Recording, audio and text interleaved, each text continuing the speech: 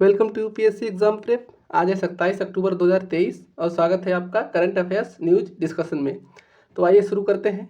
आज का हमारा पहला आर्टिकल है प्रगति प्लेटफॉर्म के बारे में। तो आइए देख लेते हैं। अभी हाल ही में प्रधानमंत्री ने केंद्र और राज्य सरकारों को शामिल करते हुए प्रगति के 43वें संस्करण की बैठक की अध्यक्षता की है, तभी ये चर्चा में आया है। देख लेते हैं प्रगति प्लेटफॉर्म के बारे में। तो प्रगति का मतलब proactive governance and timely implementation है। ये एक बहुउद्देशीय और मल्टी मॉडल मंच है जिसका उद्देश्य आम आदमी की शिकायतों को संबोधित करना और साथ ही भारत सरकार के महत्वपूर्ण कार्यक्रमों और परियोजनाओं के साथ साथ राज्य सरकारों द्वारा चिन्हित परियोजनाओं की निगरानी और समीक्षा करना है। यह प्लेटफॉर्म 25 मार्च 2015 को लॉन्च किया गया था। इसे राष्ट्रीय सूचना विज्ञान केंद्र की मदद से पीएमओ टीम द्वारा इन हाउस डिज़ाइन किया गया है। यह प्रमुख हितधारकों के बीच वास्तविक समय में उपस्थित और आदान प्रदान के साथ ई पारदर्शिता और ई जवाबदेहिता के लिए एक मजबूत प्रणाली भी है। यह प्लेटफॉर्म 3 नवीनतम तकनीकों के साथ संयुक्त रूप से कार्य करेगा। इसमें वीडियो कॉन्फ्रेंसिंग, डिजिटल डेटा प्रबंधन और भू स्थानिक प्रौद्योगिकी इसमें शामिल है। यह सहकारी संघवाद के लिए एक अद्वितीय संयोजन प्रदान करता है। ये राज्यों के मुख्य सचिवों और भारत सरकार के सचिवों को एक मंच पे लाकर कार्य करेगा।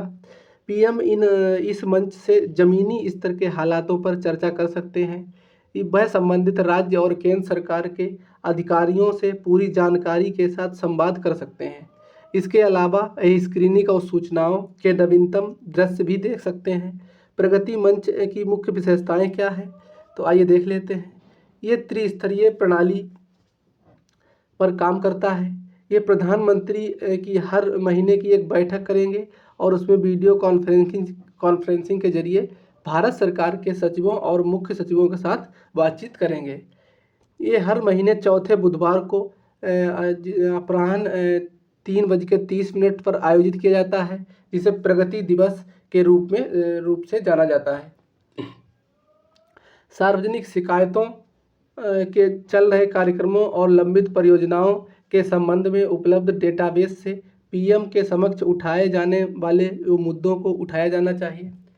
यह प्रणाली शिकायतों के लिए CPGRAMS परियोजना निगरानी समूह और सांख्यिकी और कार्यक्रम कार्यान्वयन मंत्रालय के डेटाबेस को आगे बढ़ाएगी और मजबूत करेगी और फिर से इंजीनियरिंग करेगी।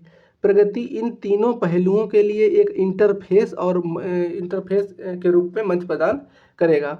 ये आम लोगों और राज्य के उच्च जो गणमान्य व्यक्तियों और सार्वजनिक परियोजनाओं के डेवलपर्स द्वारा प्रधानमंत्री कार्यालय को किए गए विभिन्न पत्राचारों पर भी विचार करेगा।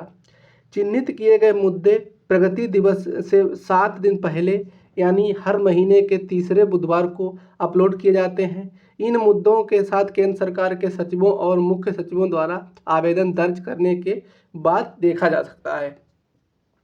केंद्र सरकार के सचिव और मुख्य सचिव अपने विभाग और राज्य संबंधित मुद्दों को देख सकेंगे।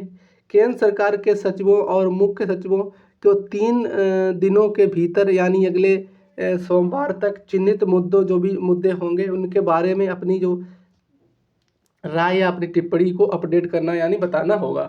केंद्र सरकार के सचिवों और मुख्य सचिवों द्वारा दर्ज किए गए डेटा की समीक्षा करने के लिए पीएमओ टीम को 1 दिन यानी मंगलवार उपलब्ध होगा। डिज़ाइन ऐसा है कि जब पीएम किसी मुद्दे की समीक्षा करते हैं तो उनकी स्क्रीन पर मुद्दे के साथ साथ उससे संबंधित जो नवीनतम अपडेट और उसके जो फोटो दृश्य होंगे वो भी शामिल होने चाहिए। हमारा अगला आर्टिकल है जमरानी बांध बहुउद्देशीय परियोजना के बारे में। तो आइए देख लेते हैं। अभी हाल ही में सरकार ने जमरानी बांध बहुउद्देशीय परियोजना को प्रधानमंत्री कृषि सिंचाई योजना के त्वरित सिंचाई लाभ कार्यक्रम के तहत शामिल करने की मंजूरी दी है, तभी ये चर्चा में आया है। तो आइए देख लेते हैं जमरानी बांध बहुउद्देशीय परियोजना। ये परियोजना उत्तराखंड के नैनीताल जिले में रामगंगा नदी की सहायक नदी है। एक गोला नदी पर जमरानी गांव के पास एक बांध के निर्माण की परिकल्पना की गई है। ये परियोजना में सिंचाई लाभ का एक बड़ा हिस्सा पड़ोसी राज्य उत्तर प्रदेश को मिलेगा। ये परियोजना सूची में शामिल होने वाली 7वीं परियोजना है। प्रधानमंत्री कृषि सिंचाई योजना के बारे में मुख्य तथ्य देख लेते हैं। तो इसे 2015-16 में लॉन्च किया गया था और इसका उद्देश्य खेतों में पानी की पहुंच को बढ़ाना और सुनिश्चित सिंचाई के तहत खेती योग्य क्षेत्रों का विस्तार करना और खेतों में पानी उपयोग की दक्षता को सुधार करना और टिकाऊ जल संरक्षण प्रथाओं को पेश करना है। ये त्वरित सिंचाई लाभ कार्यक्रम राष्ट्रीय परियोजना सहित चल रही प्रमुख मध्यम सिंचाई परियोजनाओं को तेजी से पूरा करने पर ध्यान केंद्रित करती है। हर खेत पानी इसमें 4 उपघटक शामिल हैं। तो इसमें कमांड और क्षेत्र विकास और जल प्रबंधन, सतही लघु सिंचाई, जल निकायों की मरम्मत, नवीनीकरण और पुनरुत्थान और भूजल विकास। इसमें 4 हर खेत को पानी, इसमें 4 जो घटक इसके शामिल हैं। इसमें कमांड क्षेत्र में विकास और जल प्रबंधन, सतही लघु सिंचाई, जल निकायों की मरम्मत, नवीनीकरण और पुनरुत्थान, और चौथा है भूजल विकास घटक। इसमें 4 घटक शामिल हैं। अन्य घटकों में प्रतिबूंद अधिक फसल में इसमें कृषि और किसान कल्याण विभाग द्वारा कार्यान्वित किया जा रहा है और वाटरशेड विकास घटक इसे भूमि संसाधन विभाग द्वारा कार्यान्वित किया जा रहा है। इसका नोडल मंत्रालय कृषि एवं किसान कल्याण विभाग और कृषि एवं किसान कल्याण मंत्रालय है।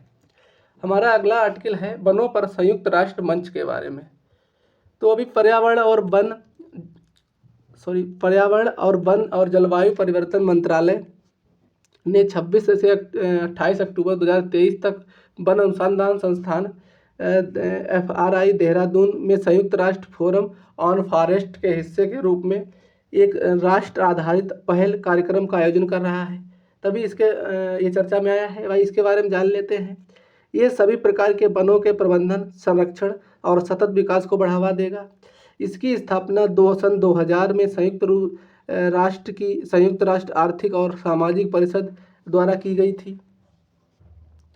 इस फोरम की बैठक प्रत्येक साल न्यूयॉर्क में संयुक्त राष्ट्र मुख्यालय में होती है, जिसमें विषम वर्षों के तकनीकी मामलों और सम वर्षों के नीतिगत मामलों पर उच्च स्तरीय बातचीत के लिए सभी सदस्य राज्यों और वन संबंधित एजेंसियों के प्रतिनिधियों के साथ सबको लाया जाता है। इसकी सदस्यता सार्वभौमिक है और यह संयुक्त राष्ट्र के सभी सदस्यों, राज्यों और विशेषकर एजेंसियों से बना है। भारत UNFF का संस्थापक सदस्य है। देख लेते हैं राष्ट्र आधारित पहल क्या है। तो इसका प्राथमिक लक्ष्य सतत वन प्रबंधन और वन के लिए संयुक्त राष्ट्र रणनीति योजना के कार्यान्वयन के साथ संबंध में UNFF की चर्चाओं में योगदान देना है। इसका उद्देश्य SFM और UNSPF के कार्यान्वयन के लिए UNFF सदस्यों देशों के बीच सर्वोत्तम प्रथाओं को साझा करने की सुविधा को प्रदान करना भी है। इस वर्ष CLI जंगल में आग और वन प्रमाणीकरण से जुड़े विषयगत क्षेत्रों की चर्चा करेगा। हमारा अगला आर्टिकल है उल्का मिसाइल के बारे में, यानी मीटेओर मिसाइल के बारे में। तो आइए देख लेते हैं। भारतीय वायुसेना ने अभी उल्का मिसाइल अधिग्रहण को बढ़ावा देने के लिए एक रणनीतिक निर्णय लेने के लिए तैयार हुआ है, तभी ये चर्चा में है। तो आइए देख लेते हैं इसके बारे में। तो ये उल्का एक अगली पीढ़ी की सक्रिय रडार निर्देशित दृश्य सीमा से परे हवा से हवा में मार करने वाली मिसाइल प्रणाली है। इसका निर्माण MBDA सिस्टम द्वारा 6 यूरोपीय देशों के लिए किया गया है। ये लगभग किसी भी विभिन्न प्रकार के लक्ष्यों पर एक साथ हमला करने में सक्षम है। प्राथमिक ऑपरेटर तो UK, Germany, Italy, Spain, France और स्वीडन इसके प्राथमिक ऑपरेटर हैं। इसकी विशेषताएं क्या हैं? तो इसकी लंबाई 3.65 मीटर और व्यास 0.178 मीटर है। इसकी युद्धक क्षमता 200 किलोमीटर है और ये मैक में ये 4 से अधिक गति के लिए डिज़ाइन की गई, मतलब 4 मैक से अधिक गति के साथ ये चल सकती है और इसका एक बड़ा नो स्केप जोन है। ये एक ठोस ईंधन बैरियल फ्लो इजेक्ट रॉकेट यानी रैमजेट जो द्वारा संचालित है। ये मेटियोर मिसाइल को लगातार उच्च गति बनाए रखने की क्षमता प्रदान करता है। इसका रैमजेट ये वायु श्वास इंजन मिसाइल को अपने लक्ष्य के युद्धाभ्यास के आधार पर अपने वेग को समायोजित करने की अनुमति भी देता है। ये मिसाइल विस्फोट विखंडन वारहेड से सुसज्जित है। इस मिसाइल प्रणाली का एक सक्रिय रडार लक्ष्य साधक के साथ स्थापित की गई है जो लक्ष्य का पता लगाने और ट्रैकिंग और वर्गीकरण में उच्च विश्वसनीयता प्रदान करती है। ये 2 तरफा डेटा लिंक से सुसज्जित है जो लॉन्च प्लेटफॉर्म को मिसाइल के उड़ान भरने पर लक्ष्य या पुनः लक्ष्यीकरण पर अपडेट प्रदान करने की अनुमति देता है। डेटा लिंक गतिज स्थिति जैसे जानकारी प्रसारित करने में सक्षम है। यह साधक द्वारा लक्ष्य प्राप्ति को भी सूचित करता है। आइए देख लेते हैं हमारा नेक्स्ट आर्टिकल। तो हमारा नेक्स्ट आर्टिकल है Nancy grace Roman space telescope के बारे में। तो आइए देखते हैं इसके बारे में। ये नासा ने अभी अपने Nancy grace Roman space telescope का एक उपयोग कर हमारी आकाशगंगा में केंद्र में मानवता की अब तक की सबसे बड़ी और गहरी झलक पाने की तैयारी कर रहा है। तो आइए देख लेते हैं इसके बारे में। ये हमारी आकाशगंगा के केंद्र में अब तक का सबसे गहरा दृश्य प्रदान करने, मतलब सबसे अधिक जो गहरे रूप से जो आकाशगंगा में चित्र है उसको प्रदान करेगा। इसका उद्देश्य मिशन उन झिलमिलाहटों की तलाश में लाखों सितारों की जो निगरानी करेगा जो ग्रह दूरस्थ सितारों, सौरमंडल के बाहरी क्षेत्रों में रहने वाली जो छोटी बर्फीली वस्तुएं और इसके पृथक ब्लैक होल की उपस्थिति को संकेत देते हैं। इसमें 2 उपकरण होंगे। तो इसमें वाइड फील्ड उपकरण, इसमें देखने का क्षेत्र हबल इंफ्रारेड उपकरण से 100 गुना अधिक होगा जो कम अवलोकन के समय के साथ आकाशगंगा के अधिक हिस्से को कैप्चर करेगा। यह मिशन के जीवन काल के दौरान 1 अरब आकाशगंगाओं में से प्रकाश को मापेगा। ये लगभग 2600 बहिर्ग्रह खोजने के लिए आंतरिक आकाशगंगा का माइक्रो लेंसिंग सर्वेक्षण करेगा। कोरोनाग्राफ उपकरण, तो ये एक प्रौद्योगिकी प्रदर्शन है जो आसपास के अलग अलग बहिर्ग्रह की उच्च कंट्रास्ट इमेजिंग और स्पेक्ट्रोस्कोपी का कार्य करेगा। इसका गैलेक्टिक बल्ज टाइम डोमेन सर्वेक्षण आकाशगंगा पर केंद्रित होगा। इसके लिए ये धूल के बादलों के माध्यम से देखने के लिए अवरक्त दृष्टि का उपयोग करेगा जो संभावित रूप से हमारी आकाशगंगा के जो भीड़ वाले केंद्रीय क्षेत्र के दृश्य को अवरुद्ध कर सकता है। ये दूरबीन लगभग 2 महीने तक प्रत्येक 15 मिनट में 24 घंटे छवियां लेकर इसे कैप्चर करेंगी और ये रोम के 5 वर्षीय प्राथमिक मिशन के दौरान इस प्रक्रिया को 6 बार दोहराया जाएगा जिसका कुल अवलोकन 1 वर्ष से अधिक होगा। इसमें वैज्ञानिक 10 लाख विशाल तारों पर तारकीय भूकंप विज्ञान का अध्ययन भी करेंगे। ये किसी तारे की चमक में परिवर्तन का विश्लेषण करके किया जाएगा जब उसके गैसीय आंतरिक भाग में ध्वनि तरंगें प्रतिध्वनित होती हैं। इससे उन्हें तारे की संरचना और उसकी उम्र, उसके गुणों के बारे में जानने में मदद मिलेगी। मिल्की वे आकाशगंगा के बारे में देख लेते हैं थोड़ा। तो ये आकाशगंगा का प्रकार है और ये वर्जित सर्पिलाकार होती हैं इस तरह की, और इसकी आयु 13.6 अरब वर्ष है और अभी ये चल रही है, इनकी गिनती जारी है। इसमें ऐसे डॉट डॉट होते हैं, इस तरह कुछ होती है मिल्की वे आकाशगंगा। इसका आकार 1 लाख वर्ष है, 1 लाख प्रकाश वर्ष है। हमारा अगला आर्टिकल भारतीय शाही के बारे में है। तो आइए देख लेते हैं। ये कुछ इस तरह का दिखाई देता है अब आइए देखते हैं।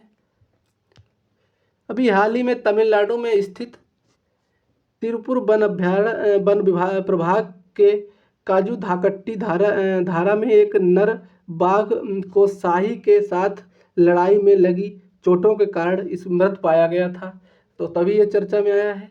ये दक्षिण एशिया और मध्य पूर्व एशिया का मूल निवासी एक बड़ा कृंतक है। ये ओल्ड वर्ल्ड शाही परिवार हिस्ट्रीसीडे से संबंधित है। इसका वैज्ञानिक नाम हिस्ट्रिक्स इंडिका है। इसका भौगोलिक सीमा इसकी क्या है, तो ये पूरे दक्षिण पूर्व और मध्य एशिया और मध्य पूर्व के कुछ हिस्सों में पाया जाता है, जिसमें Bharat, Nepal, Bhutan, Bangladesh, Sri Lanka, Pakistan, Israel, Iran, Saudi Arab जैसे देशों इसमें शामिल हैं। यहाँ सभी ये पाया जाता है। इसका प्राकृतिक निवास कहाँ है, तो ये मुख्य रूप से चट्टानी पहाड़ी किनारों पर पाया जाता है, लेकिन ये उष्णकटिबंधीय और शीतोष्ण झाड़ियों के घास के मैदानों और जंगलों में भी पाया जाता है। ये पूरे हिमालय पर्वत में भी पाए जाते हैं, जो 2400 मीटर की ऊंचाई तक पहुंचते हैं। इसकी विशेषताओं में, तो इनकी विशेषताएं क्या होती हैं, तो ये औसतन भारतीय शाही के सिर और शरीर की लंबाई लगभग 70 से 90 सेंटीमीटर होती है और इसकी पूंछ बहुत छोटी होती है। इसके पूरे शरीर पर माथे से कांटे निकलते हैं। इसके माथे से लगा के पूरे शरीर पे छोटे छोटे कांटे निकले हुए हैं। इसका वजन 10 से 20 ग्राम होता है, 10 से 20 किलोग्राम होता है और औसत जीवन काल 18 से 20 वर्ष होता है। क्विल्स शाही का सबसे अच्छा बचाव उसकी पीठ पर जो क्विल्स का दुर्जय सेट है ये होता है, लेकिन यह उन्हें फेंक नहीं सकता। चिंतित होने पर ये भारतीय शाही पीछे की ओर हमला करने के लिए अपनी कलम चलाता है, जो उनके जो कांटे उनको चलाता है, पूंछ और पंख टाइप के जो कांटे लगे होते हैं, और ये पंख ढीले हो जाते हैं और त्वचा आँखों या मुंह पर चिपक जाती है। ये प्रत्येक क्विल भूरे या काले रंग के दिखाई देते हैं, जिसमें बारी बारी से सफ़ेद धारियाँ होती हैं। ये पैर और हाथ चौड़े इनके होते हैं और ये लंबे पंजे हैं जिनका उपयोग ये बिल खोदने के लिए करते हैं। ये रात्रिचर होते हैं। दिन के दौरान ये प्रजाति गुफाओं या अपने जो बिल खोदते हैं उसमें, और या चट्टानों के बीच अपने जो बिल उनका होता है उसमें रहते हैं। इसका आहार क्या होता है, तो ये खाने में बहुत व्यापक और अधिकतर ये शाकाहारी होता है और मुख्य रूप से ये फल, अनाज, जड़ें और अन्य वनस्पतियों की सामग्री खाते हैं। हड्डियों को ये चबाकर अपने आहार की पूर्ति करते हैं, जिनसे इन्हें आवश्यक खनिज मिलते हैं। संरक्षण की इनकी स्थिति क्या है, तो IUCN की ये जो रेड लिस्ट होती है उसमें ये लीस्ट कंसर्न है, यानी इनकी चिंता की कोई विषय इनका नहीं है। आइए देख लेते हैं हमारा अगला आर्टिकल। तो हमारा अगला आर्टिकल है अल्कलस फार्टिनालिस के बारे में। तो ये मेढक की प्रजाति है, तो आइए देख लेते हैं। अभी शोधकर्ताओं ने हाल ही में पूर्वोत्तर में भारतीय राज्य अरुणाचल प्रदेश के अल्कलस फार्टिनालिस नामक एक मेढक की नई प्रजाति खोज की है, तभी ये चर्चा में देखते हैं। तो ये मेढक की एक खोजी गई प्रजाति है और इसको अरुणाचल प्रदेश के नामदफा टाइगर रिजर्व में खोजी गई है। और ऐसा प्रतीत हुआ है कि मेढक ये झाड़ीदार मेढक और पानी वाले मेढक का मिश्रण, मतलब दोनों का मिश्रण माना जा रहा है इसको। शोधकर्ताओं ने रूपात्मक, अस्थि विज्ञानी और आणविक विश्लेषण का उपयोग करते हुए साक्ष्य की कई पंक्तियों का उपयोग किया है, जिससे पता चला है कि वे कोई सामान्य मेढक नहीं है, बल्कि अल्कलस जीनस के बौने पहाड़ी मेढक के सदस्य हैं, जो अब तक भारत में अज्ञात थे। ये पहली बार इस टाइप के मेढक की खोज की है, इसीलिए ये इम्पॉर्टेंट है, UPSC ऐसे क्वेश्चन पूछ लेती है। इसे औपचारिक रूप से अल्कलस फार्टिनालिस नाम दिया गया है, जिसका अर्थ होता है बसंत या फव्वारा, जो उन छोटी नदियों या झरनों को संदर्भित करता है जहां मेढक पाए जाते हैं। रूपात्मक विशेषताओं के अनूठे संयोजन के कारण ये नई प्रजाति अपने जन्मदाताओं के से अलग दिखती है। इसमें पुरुषों में ये 27 से 28 सेंटीमीटर और महिलाओं की लंबाई 29.9 से 36.2 मिलीमीटर की थूथन बेंट लंबाई और पृष्ठीय सतह पर क्षैतिज अनुप्रस्थ खांचे के साथ उंगलियों और पैरों की उंगलियों पर एक डिस्क झुर्रियों वाली पृष्ठीय त्वचा और पीठ पर धुंधली पृष्ठीय धारियों की एक जोड़ी शामिल होती है। नामदफा टाइगर रिजर्व के बारे में देख लेते हैं। तो ये भारत का सबसे पूर्वी बाघ अभ्यारण्य है। ये म्यांमार के साथ अंतर्राष्ट्रीय सीमा के पास अरुणाचल प्रदेश के चांगलांग जिले में स्थित है और यह क्षेत्र मिसमी पहाड़ियों में दफा बम पर्वतमाला, उत्तर पूर्वी हिमालय के बाहरी इलाके पर पटकाई पर्वतमाला के बीच स्थित है। इसकी घोषणा 1983 में की गई थी और यहाँ पर वनस्पतियों में सदाबहार वन, नम पर्णपाती वन, उष्णकटिबंधीय वन और शीतोष्ण वन और अल्पाइन जैसे वन पाए जाते हैं।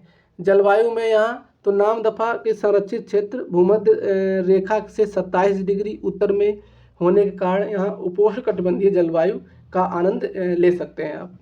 हालांकि संरक्षित क्षेत्र के अंदर 200 मीटर से 4571 मीटर तक की ऊंचाई से भिन्नता के कारण क्षेत्र की जलवायु अलग अलग होती है। ये क्षेत्र भारी वर्षा का भी क्षेत्र है। नामदफा नदी के बारे में देख लेते हैं।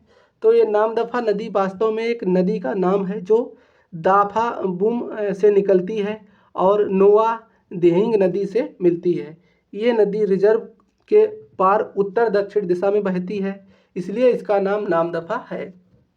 वनस्पतियों में तो यहाँ पर वनस्पतियों में भारतीय वनस्पति सर्वेक्षण ने लाइकेन की 73 प्रजातियाँ, बायोफाइट्स की 56 प्रजातियाँ, टेरिडोफाइट्स की 110 प्रजातियाँ और जिम्नोस्पर्म की 5 प्रजातियाँ, एंजियोस्पर्म की 801 प्रजातियाँ दर्ज की हैं।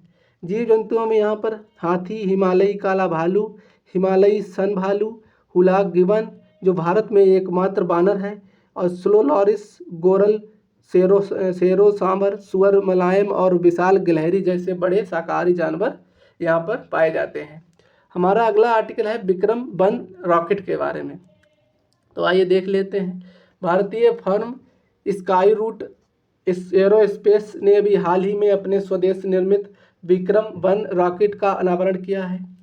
तभी चर्चा में तो आइए देख लेते हैं। 2024 की शुरुआत में लॉन्च करने की योजना है इसको। यह विक्रम वन स्काई रूट का दूसरा रॉकेट होगा। पिछले साल 18 नवंबर को विक्रम एस रॉकेट को सफल प्रक्षेपण के बाद जब अंतरिक्ष स्टार्टअप इसरो के प्रक्षेपण केंद्र श्रीहरिकोटा के एक निजी रॉकेट लॉन्चर से लॉन्च करने वाली पहली कंपनी ये बन गई थी स्काई रूट। ये उनका दूसरा होगा। तो विक्रम वन रॉकेट के बारे में देख लेते हैं। ये विक्रम वन जिसका नाम भारत के अंतरिक्ष कार्यक्रम के जनक विक्रम साराभाई के नाम पर रखा गया है। ये बहुस्तरीय प्रक्षेपण यान है जो लगभग 300 किलोग्राम पेलोड को कम पृथ्वी की कक्षा में रखने की क्षमता रखता है। इसे हैदराबाद स्थित एक अंतरिक्ष स्टार्टअप स्काई रूट एरोस्पेस द्वारा बनाया गया है। ये एक all carbon fibre body rocket है जो कई उपग्रहों की कक्षा को स्थापित कर सकता है। यह ठोस ईंधन वाला रॉकेट होने और अपेक्षाकृत सरल प्रौद्योगिकी का उपयोग करने का मतलब ये होगा कि यह वाहन को लॉन्च करने के लिए न्यूनतम बुनियादी की आवश्यकता होगी और रॉकेट को किसी भी साइट से 24 घंटों के भीतर इकट्ठा और ये इसे को लॉन्च किया जा सकता है। निम्न पृथ्वी कक्षा यानी लियो के बारे में देख लेते हैं। तो जैसा कि नाम से ही पता चलता है कि निम्न पृथ्वी कक्षा लियो एक ऐसी कक्षा है जो पृथ्वी की सतह के अपेक्षाकृत करीब है। ये आमतौर पर 1000 किलोमीटर से कम की ऊंचाई पर होता है, लेकिन पृथ्वी से 160 किलोमीटर ऊपर हो सकता है, जो अन्य कक्षाओं की तुलना में बहुत कम है, लेकिन फिर भी ये पृथ्वी की सतह से बहुत ऊपर है। तुलनात्मक रूप से अधिकांश वाणिज्यिक हवाई जहाज लगभग 14 किलोमीटर से अधिक ऊंचाई पर नहीं उड़ते, इसलिए सबसे कम लियो भी जिसे 10 गुना उससे भी ये 10 गुना अधिक है। अधिकांश उपग्रह लियो में ही पाए जाते हैं, जैसा कि अंतर्राष्ट्रीय अंतरिक्ष स्टेशन जो लियो कक्षा में स्थापित है। इस कक्षा में बने रहने के लिए उपग्रह को लगभग 17,500 मील प्रति घंटे यानी 7.8 किलोमीटर प्रति सेकंड की गति से यात्रा करनी पड़ती है, जिस गति से ग्रह की एक कक्षा पूरी करने से लगभग 90 मिनट लगते हैं। लियो अर्थ ऑर्बिट ये की पृथ्वी से निकटता इसे कई कारणों से उपयोगी बनाती है। उदाहरण के लिए ये उपग्रह इमेजिंग के लिए सबसे अधिक उपयोग की जाने वाली कक्षा है, क्योंकि सतह के निकट होने से ये उच्च रेजोल्यूशन की छवियां यानी अच्छी तस्वीरें लेने में ये सक्षम होता है। हमारा अगला आर्टिकल है समुद्री खीरा के बारे में यानी सी ककम्बर के बारे में। तो आइए देख लेते हैं। अभी हाल ही में भारतीय तटरक्षक के जो बल ने सीमा शुल्क विभाग और के अधिकारियों ने 4 लोगों को गिरफ्तार किया है, जिनके पास कथित तौर पर समुद्री खीरा यानी सी ककम्बर और कच्ची हल्दी पाई गई थी। ये प्रजाति इंचिनोडर्म्स नामक एक बड़े पशु समूह का हिस्सा है। ये अकशेरुकी व समुद्री तल पर रहती है। इनके शरीर का आकार खीरे के समान होता है, इसीलिए इसको सी ककम्बर इसका नाम दिया गया है। और ये छोटे टेंटेकल जैसे ट्यूब पर पैर होते हैं, जिनका उपयोग चलने के लिए ये और खाने के लिए ये करते हैं। ट्यूब पैर होते हैं इनके। समुद्री खीरे की लगभग 1250 प्रजातियां हैं। ये सभी वर्गीकृत होलोथोराइडिया वर्ग से संबंधित हैं। इनका प्रयोग दुनिया में सभी पर्यावास इनका है तो ये दुनिया में सभी समुद्र वातावरणों में के उथले जो से लेकर गहरे समुद्र के वातावरण में पाए जाते हैं। ये बेंथिक अर्थात समुद्री तल पर रहते हैं। ये अकार्बनिक नाइट्रोजन और फास्फोरस का उत्सर्जन करते हैं, जिससे बेंथिम जीवों की उत्पादकता बढ़ती है। इसके प्रजनन में तो ये लैंगिक और अलैंगिक दोनों से प्रजनन करते हैं। ये अधिकांश स्थलीय जानवरों के विपरीत समुद्री खीरे के अंडे के जो बाहरी निषेचन से संबंधित होते हैं। इनकी मादाएं पानी में अंडे छोड़ती हैं, जो नर द्वारा छोड़े गए शुक्राणु के संपर्क में आने पर निषेचित हो जाते हैं। इनकी संरक्षण की स्थिति तो ये साइट की परिशिष्ट 2 में है और वन्यजीव संरक्षण अधिनियम की सूची 1 में ये शामिल है। वन्यजीव संरक्षण अधिनियम जो 1972 में बना था, इसकी जो संरक्षण के अधिनियम में ये अनुसूची 1 में शामिल है। हमारा अगला आर्टिकल है वज्र मुष्टि कलागा के बारे में। तो आइए देख लेते हैं। वज्र मुष्टि कलागा एक मार्शल आर्ट है और इसका विलुप्त हो गया है। ये केवल दशहरा के दौरान ही होता है, बाकी ये अब देखा नहीं जाता है, एकदम समाप्ति की ओर अपने है। ये एक अद्वितीय भारतीय मार्शल आर्ट है, जिसमें हाथापाई, कुश्ती, प्रहार जैसे हाथ से लड़ने की विभिन्न तकनीकों को शामिल किया गया है। ये वज्र मुष्टि का शाब्दिक अर्थ वज्र मुट्ठी है तथा इसकी विशेषताएं नक्कल डस्टर है। एक छोटे धातु हथियार का ये उपयोग करते हैं। नक्कल डस्टर, जिसे वज्र मुष्टि के नाम से जाना जाता है, इसे आमतौर पर जानवरों के सींगों से बना होता है। ये योद्धाओं के पोर पर पहनाया जाता है। इसे भारतीय मार्शल आर्ट का मुख्य उद्देश्य प्रतिद्वंदी को बेअसर करना होता है और उसके हथियार का मुकाबला करना होता है। ये पारंपरिक कुश्ती से अलग कुश्ती का एक रूप है, इसमें 2 योद्धा एक दूसरे के सिर पर नक्कल डस्टर से वार करते हैं। जो सबसे पहले प्रतिद्वंदी के सिर पर खून निकाल देता है, उसे विजेता घोषित कर दिया जाता है। यह कुश्ती का एक रूप विजयनगर के शासकों के काल में लोकप्रिय हुआ था, जिन्होंने 14वीं से 17वीं शताब्दी के बीच शासन किया था। यह कला वास्तविक होती है, जिसमें जेटी प्रतिद्वंदी के सिर से खून निकालने के लिए सभी प्रयास करता है और रेफरी पहली बूंद को देखकर हस्तक्षेप करता है। विजयनगर साम्राज्य में ये नवरात्रि उत्सव के दौरान पुर्तगाल के मध्यकालीन यात्रियों ने कुश्ती के इस रूप को देखकर विस्तृत वर्णन किए हैं। तो आज का हमारे सारे आर्टिकल ख़त्म हो गए। अब वीडियो को एंड करते हैं। अभी थोड़ा स्वास्थ्य ठीक नहीं चल रहा है, इसलिए वीडियो नहीं आ पा रहे हैं। आज से कोशिश करेंगे कि अब डेली वीडियो आए। थैंक यू, धन्यवाद।